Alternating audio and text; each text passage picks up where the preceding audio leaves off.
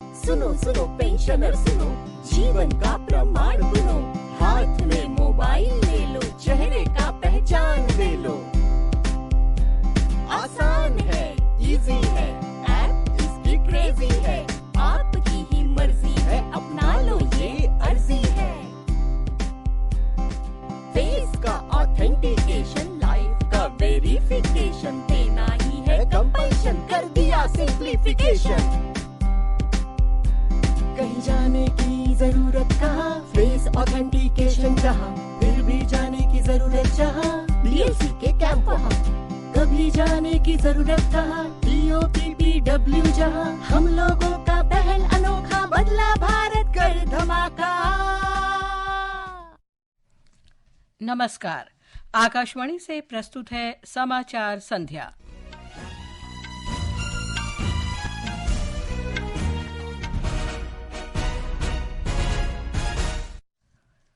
झारखंड विधानसभा चुनाव के पहले चरण में 65% से अधिक मतदान दर्ज किया गया।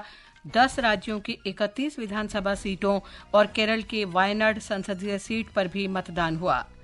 प्रधानमंत्री नरेंद्र मोदी ने कहा, सरकार देश में स्वास्थ्य ढांचे को मजबूत करने के लिए व्यापक दृष्टिकोण के साथ कार्य कर रही है। हिमाचल प्रदेश उच्च न्यायालय ने 6 मुख्य संसदीय सचिवों की नियुक्ति रद्द की। 43वां भारत अंतर्राष्ट्रीय व्यापार मेला कल से नई दिल्ली के भारत मंडपम में शुरू होगा। ब्रिटिश साहित्यकार सामंता हार्वे ने वर्ष 2024 का बुकर पुरस्कार जीता। और क्रिकेट में दक्षिण अफ्रीका ने सेंचुरियन में तीसरे 2020 मैच में भारत के साथ टॉस जीतकर फील्डिंग का फैसला किया। समाचार संध्या के साथ मैं लवली निगम। झारखंड विधानसभा चुनाव के पहले चरण में आज 15 जिलों की 43 सीट पर मतदान शांतिपूर्वक संपन्न हो गया। राज्य में लगभग 65% से अधिक मतदान दर्ज किया गया। विधानसभा चुनाव से जुड़ी अधिक जानकारी के लिए चलते हैं झारखंड में अपने संवाददाता के लाल के पास। जी के लाल, राज्य में इस बार पिछली बार की तुलना में मतदान प्रतिशत कैसा रहा? लवलीन, 2019 में जो विधानसभा चुनाव हुआ उसके मुकाबले इस बार मतदान का प्रतिशत अधिक रहा। 1% से अधिक है मतदान, लेकिन चुनाव आयोग का कहना है कि जो अंतिम फिगर आएगा उसमें मतदान का प्रतिशत बढ़ेगा, तो अधिक रहा। और खास बात ये रही कि नक्सली इलाकों में वोट बहिष्कार के बावजूद मतदाताओं ने उत्साहपूर्वक अपने मताधिकार का प्रयोग किया। एक बात मैं ये कहूँ कि नक्सल प्रभावित खरसावां में सबसे अधिक 77% से अधिक वोट रिकॉर्ड किया। यहाँ की ये भी खास बात रही कि पुरुषों के मुकाबले महिलाएं अधिकांश संख्या में वोट डालने के लिए अपने घरों से निकले। एक नक्सल प्रभावित पूर्वी सिंहभूम के कोटका विधानसभा क्षेत्र का एक गांव लखैया डी है, जहां 100% मतदाता ट्राइबल है। पहले यहाँ के लोग वोट डालने के लिए 25 किलोमीटर दूर जाते थे, लेकिन इस बार चुनाव आयोग ने उनके गांव में ही मतदान केंद्र बनाया, जहां लगभग 80% मतदाताओं ने मताधिकार का प्रयोग किया। और ये कहीं से भी कोई हिंसा की खबर नहीं है। खास बात ये भी रही कि शहरी इलाकों के मुकाबले ग्रामीण इलाकों में मतदान का प्रतिशत अधिक रिकॉर्ड किया गया। जी के लाल, धन्यवाद इस जानकारी के लिए। राज्य में दूसरे चरण का मतदान 20 नवंबर को होगा। मतगणना 23 नवंबर को होगी। 10 राज्यों की 31 विधानसभा सीटों पर भी आज उपचुनाव हुआ। इसमें राजस्थान की 7, पश्चिम बंगाल की 6, असम की 5, बिहार की 4, कर्नाटक की 3, मध्य प्रदेश की 2 और केरल, छत्तीसगढ़, गुजरात और मेघालय में एक सीट शामिल है। बिहार उपचुनाव से संबंधित अधिक जानकारी के लिए चलते हैं पटना में हमारे संवाददाता धर्मेंद्र राय के पास।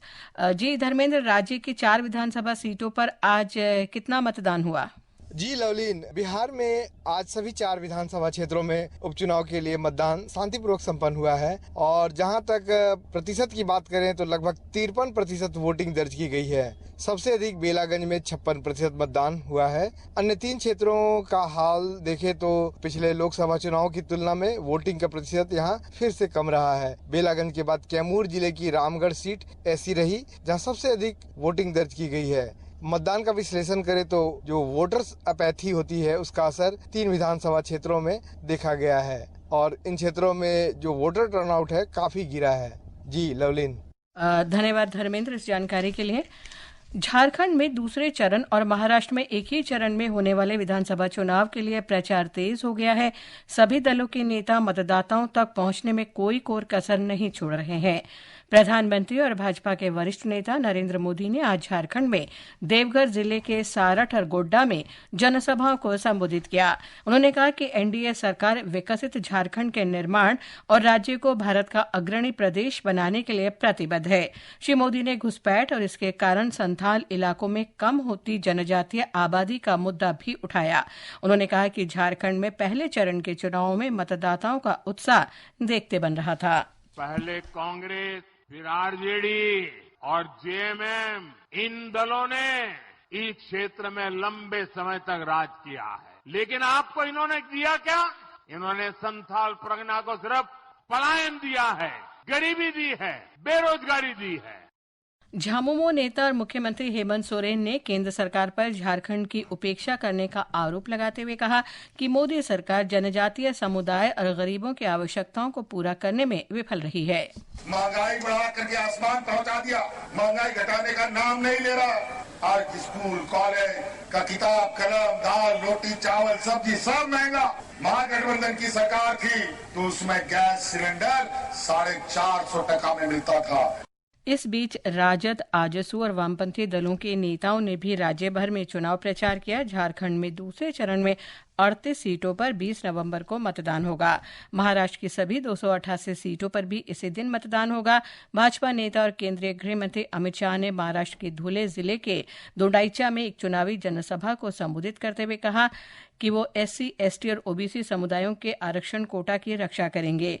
इस बीच कांग्रेस अध्यक्ष मल्लिकार्जुन खड़गे ने सोयाबीन के लिए न्यूनतम समर्थन मूल्य नहीं बढ़ाने को लेकर एनडीए सरकार की आलोचना की। उन्होंने कहा कि किसानों से झूठे वादे करने के लिए केंद्र सरकार पर भी निशाना साधा। अब एमएसपी जो है 4,892 रुपए है, वो भी किसानों को नहीं मिल रहा। अब किसान कम दाम में वो बेच रहे हैं और परेशान हैं।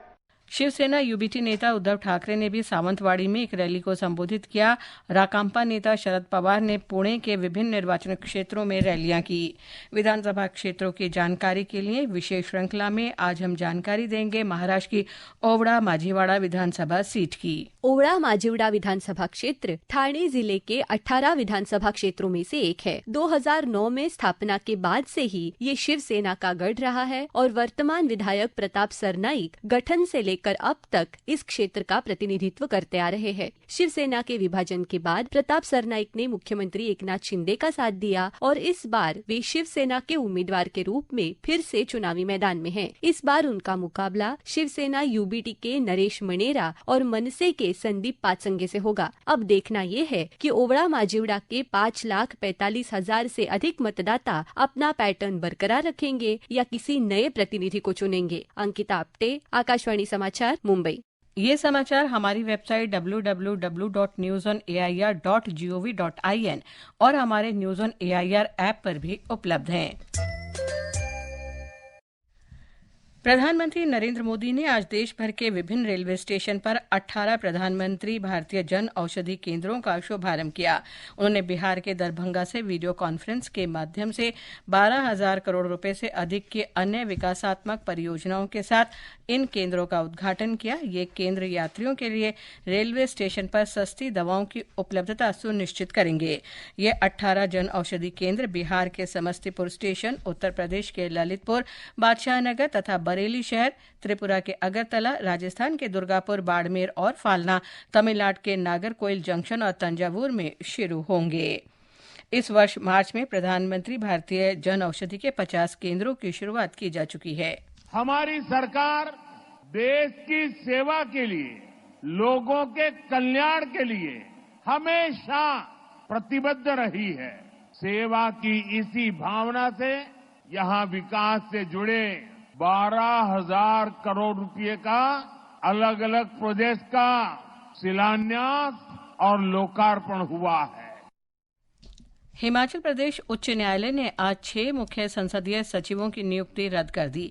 इसके साथ ही न्यायालय ने हिमाचल प्रदेश संसदीय सचिव नियुक्ति, वेतन भत्ता, शक्तियां, विशेषाधिकार और संशोधन अधिनियम 2006 को भी निरस्त कर दिया। ये नियुक्तियां इस अधिनियम के अंतर्गत की गई थी। न्यायमूर्ति विवेक ठाकुर और BC नेगी की खंडपीठ ने यह भी निर्देश दिया कि मुख्य संसदीय सचिवों को दी गई सभी सुविधाएं और विशेषाधिकार तत्काल प्रभाव से वापस ले लिए जाएं। राज्य सरकार ने पिछले वर्ष जनवरी में 6 मुख्य संसदीय सचिवों की नियुक्ति की थी। सरकार इस फैसले को सर्वोच्च न्यायालय में चुनौती देगी। 43वां भारत अंतर्राष्ट्रीय व्यापार मेला IITF कल से नई दिल्ली के भारत मंडपम में शुरू होगा। इस वर्ष मेले की थीम 2047 में विकसित भारत है। इस वर्ष का फोकस राज्य झारखंड है, जबकि बिहार और उत्तर प्रदेश भागीदार राज्य हैं। विदेश मंत्री डॉक्टर S जयशंकर ने आज नई दिल्ली में सऊदी अरब के विदेश मंत्री प्रिंस फैजल बिन फरहान अल सऊद के साथ द्विपक्षीय बैठक की। बैठक के दौरान दोनों नेताओं ने व्यापार, निवेश, ऊर्जा, रक्षा, सुरक्षा, संस्कृति और राजनयिक मामलों सहित विभिन्न क्षेत्रों में भारत और सऊदी अरब के बीच रणनीतिक साझेदारी को मजबूत करने पर चर्चा की। उन्होंने परस्पर हित के क्षेत्र, अंतर्राष्ट्रीय मुद्दों पर भी विचार विमर्श किया। दोनों मंत्रियों ने भारत सऊदी अरब रणनीतिक साझेदारी परिषद SPC की राजनीतिक, सुरक्षा, सामाजिक और सांस्कृतिक समिति की दूसरी मंत्रिस्तरीय बैठक की भी सह अध्यक्षता की। ब्रिटेन की लेखिका सामांथा हार्वे ने वर्ष 2024 का बुकर पुरस्कार जीत लिया है। ये पुरस्कार उन्हें अंतरिक्ष पर आधारित उनके पहले उपन्यास ऑर्बिटल के लिए दिया गया। ऑर्बिटल अंतर्राष्ट्रीय अंतरिक्ष स्टेशन पर अंतरिक्ष यात्रियों के दल की कहानी है, जो दुनिया को एक अलग दृष्टिकोण से दर्शाती है। ये ब्रिटेन में सर्वाधिक बिकने वाली पुस्तक है। उनका नाम कल शाम लंदन के ओल्ड ब्लिंगसेट में एक समारोह में घोषित किया गया। सामांथा हार्वे 2019 के बाद ये पुरस्कार जीतने वाली पहली महिला हैं। उन्हें इसके लिए 50,000 पाउंड मिलेंगे। लेखिका ने यह पुरस्कार पृथ्वी और शांति के लिए काम करने वाले सभी लोगों को समर्पित किया। सूचना और प्रसारण मंत्रालय के सचिव संजय जाजू ने कहा है कि सरकार गेमिंग, एनिमेशन और मनोरंजन क्षेत्र में प्रतिभाओं को प्रोत्साहित करने और उन्हें सहायता प्रदान करने के लिए प्रतिबद्ध है। उन्होंने कहा कि सरकार ने इस दिशा में राष्ट्रीय उत्कृष्टता केंद्र के रूप में Indian institute of creative technology की स्थापना की है। Indian Institute of Creative Technologies is going to be a very important pillar for not just supporting the skills requirement of the industry, but at the same time it will act as an accelerator and an incubator for allowing some of these individual innovators to become startups and enterprises of the future. Hyderabad में India game developer conference के उद्घाटन दिवस पर संवाददाता सम्मेलन को संबोधित करते हुए उन्होंने कहा कि संस्थान सार्वजनिक निजी भागीदारी के तहत काम करेगा, जिसमें 52% फिक्की तथा CII और 48% भारत सरकार की हिस्सेदारी होगी। सर्वोच्च न्यायालय ने कहा है कि कार्यपालिका व्यक्तियों की संपत्तियों को ध्वस्त करके उनके अपराध का निर्धारण करने में न्यायपालिका के रूप में काम नहीं कर सकती। आरोपी व्यक्तियों के खिलाफ बुलडोजर कार्रवाई को चुनौती देने वाली याचिकाओं पर एक महत्वपूर्ण फैसले में न्यायालय ने कहा कि उचित प्राधिकार के बिना किसी भी संपत्ति के विध्वंस को मनमाना समझा जाएगा। सेंचुरियन में मेजबान दक्षिण अफ्रीका और भारत के बीच तीसरा 2020 अंतर्राष्ट्रीय क्रिकेट मैच जारी है। दक्षिण अफ्रीका ने टॉस जीतकर पहले गेंदबाजी का फैसला किया है।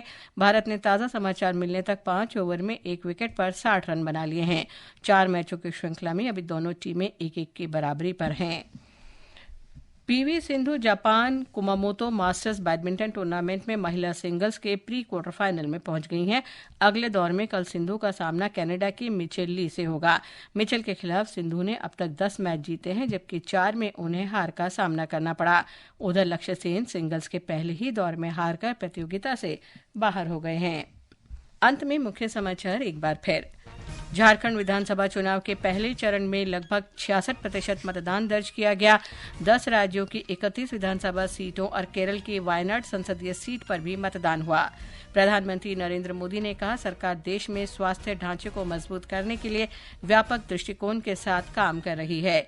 हिमाचल प्रदेश उच्च न्यायालय ने 6 मुख्य संसदीय सचिवों की नियुक्ति रद्द की। भारत अंतर्राष्ट्रीय व्यापार मेले का 43वां संस्करण कल नई दिल्ली के भारत मंडपम में शुरू होगा। ब्रिटिश साहित्यकार सामांथा हार्वे ने वर्ष 2024 का बुकर पुरस्कार जीता। और क्रिकेट में दक्षिण अफ्रीका ने सेंचुरियन में तीसरे T20 मैच में भारत के खिलाफ टॉस जीतकर गेंदबाजी का फैसला किया। इसके साथ ही समाचार संध्या का ये अंक समाप्त हुआ। नमस्कार।